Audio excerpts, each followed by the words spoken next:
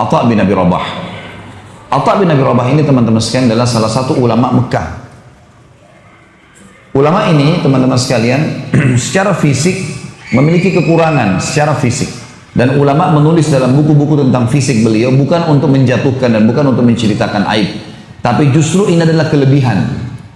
Beliau orangnya kurus, kulitnya hitam, rambutnya keriting, mata kanannya rusak, kaki kanannya pincang. Bantan budak. Tapi Atha bin Abi Rabah dapat julukan teman-teman sekalian, ya, dapat julukan ulamanya, alimnya ulama. Ulama-ulama tabi'in banyak menanyakan fatwa sama Atha bin Abi Rabah. Luar biasa orangnya. Abu Hanifah sendiri mengakui kalau beliau belajar dari tukang cukurnya Atha. Abu Hanifah imam mazhab ya. Abu Hanifah pernah bilang, saya belajar dari tukang cukurnya Atha 5 hal. 5 hal. Dia bilang waktu saya sudah selesai umrah, lagi mau tahallul, saya datang kepada satu tukang cukur di situ, di dekat Masjid Haram. Lalu kemudian saya tanya, pertanyaan saya, berapa bayaran kamu? Berapa saya bayar cukur ini? Kata tukang cukur itu, hai saudaraku, bertakwalah sama Allah. Ini ibadah. Kamu lakukan ibadah, tahallul cukur rambut ini bukan cukur biasa loh. Kamu baru selesai umroh, ibadah. Saya pun mencukur kau ibadah. Jangan tanya nilainya, kasih sesuka kamu. Kata Abu Hanifah, saya dapat pelajaran benar nih, ibadah nggak boleh ada nilainya. Udahlah, gitu kan? Allah akan balas. Baik. Dia bilang yang kedua, hukum yang saya belajar, saya begitu duduk, saya asal duduk saja. Kata tukang cukurnya, hai fulan, ya, menghadap kiblat lah, Ka'bah depan matamu. Kamu sekarang sedang tahallul. Alangkah baiknya kau hadap kiblat gitu. Dia bilang baiklah. Saya lakukan. Saya juga dapat pelajaran lain nih. Yang ketiga, saya memberikan sisi kiri kepala saya untuk cukur. Nih, sisi potong dari sini. Kata dia, bertakwalah kepada Allah. Sunnah Rasulullah SAW, cukur sebelah kanan. Mulai dengan kanan, jangan kiri. Kata Abu Hanifah, saya dapat hukum yang ketiga nih. Memang harus mulai dengan kanan. Nabi SAW gemar dengan sisi kanan. Yang keempat dia bilang, begitu saya lagi dicukur, saya diam aja. Abu Hanifah bilang, saya diam. Tukang cukurnya bilang, hai fulan, jangan diam. Zikrullah, kau lagi ibadah. Ngapain kamu diam? Kata Abu Hanifah, saya dapat ilmu yang keempat nih. Ini dari tukang cukur gitu. Begitu selesai cukur dia bilang, saya lalu bayar, saya mau pergi. Dia bilang, sebentar fulan, kau mau kemana? Ini hukum yang kelima. Kata dia, saya mau pulang. Dia bilang, sebentar, kau baru selesai cukur tahallul. Sunnah Rasulullah berdoa. Doa habis umrah itu berdoa. Mustajab doa kamu itu. Abu Hanifah bilang, mengatakan saya dapat ilmu. Tapi saya lihat wajahnya tukang cukur ini bukan seorang alim. Kelihatan dari wajahnya orang biasa, bukan ulama gitu kan. Lalu saya tanya, saya mau tanya kamu atas nama Allah, dari mana kau belajar 5 hal tadi itu? Yang kau ingatkan saya. Dia bilang, dulu waktu saya mencukur Atha bin Abi Rabah, Atha bin Abi Rabah ngajarin saya itu. Atha bin Abi Rabah sudah meninggal. Abu Hanifah belajar 5 fikih masalah tahallul, di tahallul gara-gara tukang cukurnya Atha. Bayangin luar biasanya berkahnya ilmunya Atha itu. Atha sudah meninggal nih. Ini contoh saja. Atha bin Abi Rabah ini teman-teman sekalian punya banyak kisahnya dan unik-unik kisahnya gitu.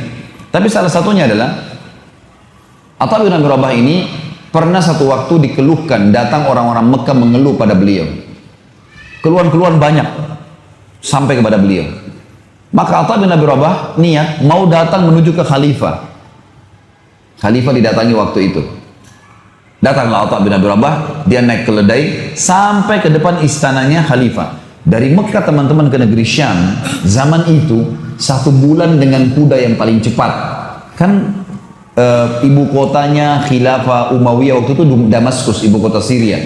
Dari Mekah ke Damaskus ini 1 bulan dengan kuda tercepat. Dia naik keledai bisa 2 bulan. Dia pergi ke istananya khalifah untuk menyampaikan masalahnya muslimin. Ringkas cerita, tiba di istananya khalifah. Begitu dia mau turun dari keledainya, rupanya ada kereta kencana. Kalau kita sekarang mungkin mobil Alphard nih. Kereta kencana datang dengan 6 ekor kudanya, keretanya mewah. Di dalam kereta ini ada orang lain namanya Atha Al-Khurasani. Ulama juga nih, ulama tabi'in. Dia juga namanya Atha, tinggal di Khurasan, di Iran, gitu kan, pada saat itu. Maka di dalam kereta ada anaknya. Atha Al-Khurasani ini punya anak. Anaknya ini cerita sama kita. Dia bilang apa? Saya melihat ayah saya turun dari kereta kencana mendatangi seseorang yang kulitnya hitam, mata kanannya rusak, kaki kanannya pincang, bajunya jubahnya besar, imamahnya sudah tua. Maksudnya Atha bin Abi Rabah. Dan kata anaknya, kata Khurasani, belum pernah ayah saya turun dari kereta kencana temuin orang, belum pernah. Selalu orang lain datang, karena ini juga ulama besar, selalu didatangi oleh orang-orang gitu. Tapi baru kali ini ayah saya keluar, saya heran, siapa orang ini? Dan dia bilang saya belum pernah menemui ada orang seperti itu, seburuk itu penampilannya. Dia nggak tahu. Ayahnya turun, dia bilang, ayah saya salaman sama orang itu, pelukan, ngobrol. Gak lama kemudian ayah saya kembali. Lalu saya tanya, ayah, sambil saya sedikit tertawa, siapa orang yang anda temuin itu? Saya belum pernah orang seburuk itu keadaannya. Kata anaknya ini, sampai kaki pelana, yang kaki pelana kuda dan keledai itu kan biasanya dari besi ya. Ini dari kayu, saking miskinnya gitu. Kata Atha Al-Khurasani, kata Atha Al-Khurasani, hai anakku, hati-hati dengan lisanmu. Jangan pernah ucapkan sesuatu keburukan orang lain, apalagi kau tidak kenal. Bagaimana caranya kau minta maaf? Itu yang sedang kau bicarakan adalah Atha bin Abi Rabah. Kata anaknya ini, Atha bin Abi Rabah, ulamanya para ulama gitu, alimnya para ulama. Kata Atha Al-Khurasani, iya. Makanya kamu jangan sembarangan ngomong. Minta maaf sama pamanmu. Dia langsung turun, dia minta maaf sama Atha bin Abi Rabah. Gitu. Kata anak ini, lalu ayah saya mengatakan kepada saya, kamu tinggal di sini, yang masuk cuma saya sama pamanmu Atha bin Abi Rabah. Masuklah mereka, sampai keluar nih. Waktu keluar dari istana khalifah, si anak ini nunggu berita. Dia bilang, ayah, sampaikan kepada saya, apa yang terjadi di dalam istananya khalifah dengan kalian berdua nih? Kata Atha Al-Khurasani ceritakan begini, demi Allah wahai anakku, kalau bukan karena Atha bin Abi Rabah, saya tidak diizinkan masuk. Begitu masuk pintu gerbang, pintu utamanya istana, dilihat Atha bin Abi Rabah, pertama kali dalam sejarah khilafah, kerajaan Islam, khalifah berdiri menyambut orang. Selama ini khalifah duduk, walaupun alim ulama datang, salaman sama dia. Ini waktu Atha bin Abi Rabah masuk, khalifah, waktu itu kalau tidak salah Al-Walid namanya, berdiri, kemudian datang kepada Atha bin Abi Rabah di pintu. Lalu salaman dengan Atha bin Abi Rabah, orang-orang sekitarnya khalifahnya tidak tahu siapa orang ini. Karena zaman dulu nggak ada foto, orang nggak tahu, cuma dengar nama. Gitu kan. Lalu dia bilang, khalifah mengatakan kepada Atha Al-Khurasani, silakan duduk. Disuruh duduk di satu kursi buat tamu gitu kan. Lalu Atha bin Abi Rabah juga mau duduk, si khalifah pegang tangannya. Ini sambil pincang jalan, sambil dipegang tangannya. Orang-orang semua lihat siapa orang ini. Penampilannya sederhana sekali, matanya buta sebelah kanan, kakinya pincang. Lalu kata khalifah, hahuna ya Aba Muhammad, kesini wahai ayahnya Muhammad. Ditarik tangannya. Ayahnya Muhammad julukannya Atha bin Abi Rabah, karena anak pertamanya namanya Muhammad. Dia bilang, lalu terus saja khalifah memegang tangannya Atha bin Abi Rabah sambil mengatakan, hahuna Aba Muhammad, kesini ayah Muhammad, jangan duduk di sana. Terus sampai Al-Walid bin Abdul Malik mendudukkan Atha bin Abi Rabah di singgasananya, duduk bersebelahan. Waktu duduk bersebelahan teman-teman sekalian, khalifah duduk di sebelahnya Atha, lalu kata khalifah, ada apa wahai ayahnya Muhammad? Ada hajat, ada sesuatu? Kata Atha, iya wahai Amir Mu'minin, ada banyak hajat muslimin. Kata khalifah, apa itu? Silakan sampaikan. Kata Atha, yang pertama, penduduk Mekah, tetangganya Allah, dan penduduk Madinah, tetangganya Rasulullah SAW. Kenapa dia bahasakan ini?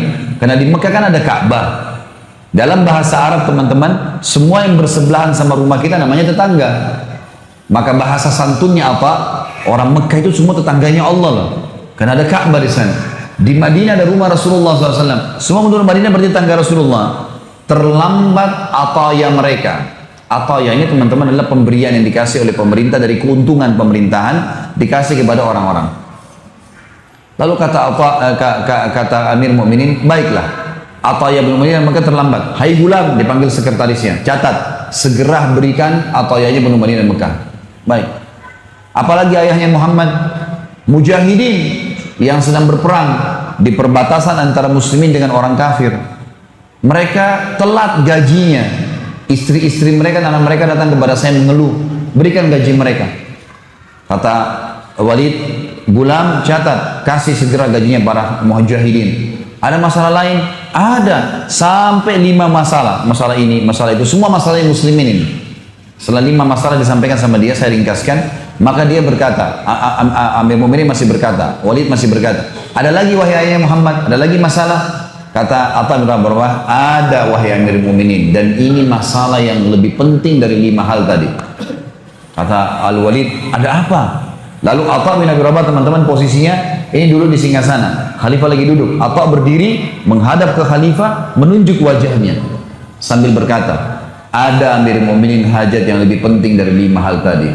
Ingatlah wahai Amir Mu'minin, Anda dilahirkan di muka bumi ini sendirian, dan Anda akan mati sendirian, dan Anda akan dihisab hari kiamat oleh Allah yang Maha Perkasa sendirian. Demi Allah, singgasanamu ini, semua dayang-dayangmu ini, kerajaanmu ini tidak bermanfaat untukmu hari kiamat. Nasihat. Tidak pernah ada orang begini, raja duduk ditunjuk-tunjukin sama dia. Nasihat. Al-Walid orang beriman sama Allah. Dia nangis sambil tongkatnya itu dipukulin ke karpet sambil dia mengatakan jazakallahu khairan, semoga Allah balas kau kebaikan. Terus begitu. Sambil khalifah menangis, nggak bisa menahan, dia terisak dengan nasihat itu. Maka Atha keluar, kata Atha Al-Khurasani, Atha bin Abi Rabah keluar, dan demi Allah tidak minum setetes air pun di istana khalifah. Nggak minum setetes air. Berapa banyak orang sekarang menjelaskan diri pada ulama, sibuk dengan cari makanannya presiden, makanannya menteri, duduk ngobrol, apalah, bisa dapat rekomendasi apa. Ini hajat muslimin semua, nggak lebih daripada itu. Lalu pada saat dia mau keluar dari istana, kata Atha Al-Khurasani, kami dikejar oleh salah satu staf kerajaan, bawa satu kantong uang dinar emas, kasih. Kata dia, ini dari Amir Mu'minin buat anda wahai Atha bin Abi Rabah. Sebagai balasan datang. Kata Atha, demi Allah saya datang bukan untuk itu. Kembalikan kepada Amir Mu'minin, ya, dan saya tidak akan terima. Pulang. Bagaimana Atha bin Abi Rabah, teman-teman sekalian, bisa terbentuk seperti ini?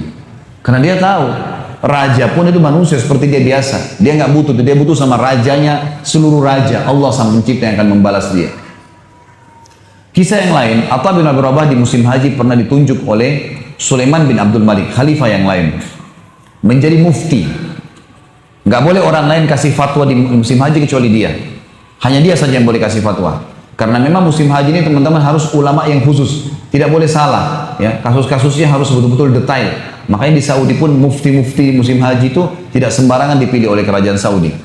Ringkas cerita, Sulaiman mengeluarkan surat resmi, edaran resmi, kalau yang menjadi mufti di Mekah di musim haji untuk seluruh muslimin hanya Atha bin Abi Rabah. Yang lain nggak boleh. Ulama lain pun tidak ada urusannya, tidak boleh kasih fatwa. Kebetulan Sulaiman ini, rahimahumullah semuanya, ini haji tahun itu. Dia lagi pergi haji sama anak-anaknya, masuk ke Arafah. Setelah tenda kerajaan dibuka, macam-macam lah ya, dayang-dayang, makanan, persiapan, segala macam hal sudah dilakukan. Kata Sulaiman, di mana Atha bin Abi Rabah? Kata pengawalnya, di kemahnya Amir Mu'minin. Lagi banyak muslimin lagi antri, nanya hukum. Kata Sulaiman, mari saya mau ketemu. Saya mau ketemu. Kata mereka, baiklah, kami panggilin. Kata Sulaiman, tidak usah, saya ke sana. Pergilah Sulaiman ke sana didampingi dengan dayang-dayangnya, prajuritnya, anaknya datang bersama dia. Begitu tiba teman-teman sekalian di tempat itu, ya, di kemah, masuk dalam kemah, Sulaiman salaman sama Atha, Atha menyambutnya semua, duduklah. Setelah itu Atha bertanya, wahai Amir Mu'minin, wahai Amir Mu'minin, kenapa anda datang? Ada sesuatu yang bisa saya bantu? Kata Amir Mu'minin, iya, saya mau nanyakan masalah fatwa. Pertanyaan Atha begini, fatwa untuk anda pribadi atau fatwa pemerintahan? Ada bedanya nih, gitu. Kata Amir Mu'minin, kata Sulaiman, ya fatwa buat saya pribadi, ada hal-hal haji yang saya mau tanya. Tiba-tiba Atha berdiri lalu mengatakan, wahai Amir Mu'minin, maafkan saya silakan anda keluar, antri bersama muslimin. Antri luar kemah. Di sini, di Arafah, nggak ada bedanya antara raja dengan manusia biasa. Allah sudah membuat anda menggunakan ihram sama dengan semuanya. Supaya di sini jelas tidak ada perbedaan. Dan mereka sudah antri kepanasan dari tadi untuk menanyakan fatwa pribadi. Kalau fatwa pemerintahan anda saya dahulukan. Karena wali amr harus didahulukan. Tapi fatwa pribadi enggak. Orang-orang di belakangnya Sulaiman ini sudah marah nih. Ini ngapain ini apa? Kan tinggal jawab selesai, Amir Mu'minin pulang, disuruh antri. Tapi Sulaiman waktu itu rahimahullah memang orang beriman juga. Sampai sebagian ulama masukkan kategori Sulaiman dalam lagi ini ulama. Ulama juga tapi levelnya belum sampai ke Atha bin Abi Rabah. Dia selain khalifah juga dia seorang alim. Dia tahu, antri dia teman-teman sekalian. Orang karena dia tidak ngomong, dayang-dayangnya tidak berani ngomong, pengawalnya nggak ngomong, anaknya pun ada 2 orang di belakang laki-laki nggak berani ngomong. Lalu Atha bin Abi Rabah tanya, jawab fatwa orang, seakan-akan tidak ada khalifah yang sedang antri. Jawab sampai selesai, tuntas keluar sampai tiba saatnya Sulaiman. Begitu Sulaiman masuk, lalu kemudian ditanya fatwa, selesailah. Atha bin Abi Rabah silakan pulang, ya sudah, biasa saja gitu. Nggak ada sama sekali ketergantungannya, khawatirnya, takutnya nggak ada. Pulanglah Sulaiman ke kemahnya. Dia tahu nih Sulaiman tuh ada masalah. Kumpulin semua anak-anaknya, dayang-dayangnya, prajuritnya yang tadi hadir. Kumpul semua. Lalu dia ceramah, setelah tahmid dan salawat dia mengatakan, wahai anak-anakku, ketahuilah yang dibuat oleh Atha bin Abi Rabah kepada saya itu benar. Jangan ada di antara kalian yang sedang marah dengan Atha. Di sini nggak ada bedanya antara Amir Mu'minin dengan masyarakat biasa. Dan memang saya datang untuk menanyakan fatwa pribadi, bukan fatwa pemerintahan. Apa yang dilakukan benar. Tapi ketahuilah, yang membuat Atha bin Abi Rabah bisa melakukan itu pada saya karena ilmu agamanya, karena hubungannya dengan Allah sangat baik, sehingga Allah membuat dia mengalahkan singa-singa sananya para raja-raja. Dia nggak butuh dengan singasana saya, dia nggak butuh dengan saya, karena dia sudah bergantung dengan Allah, raja yang sebenarnya. Nasihat yang sangat bijak dari Sulaiman, dan bagaimana memang raja kalau juga beriman kepada Allah. Tapi saksi bahasan kita Atha rahimahullah yang luar biasa ini.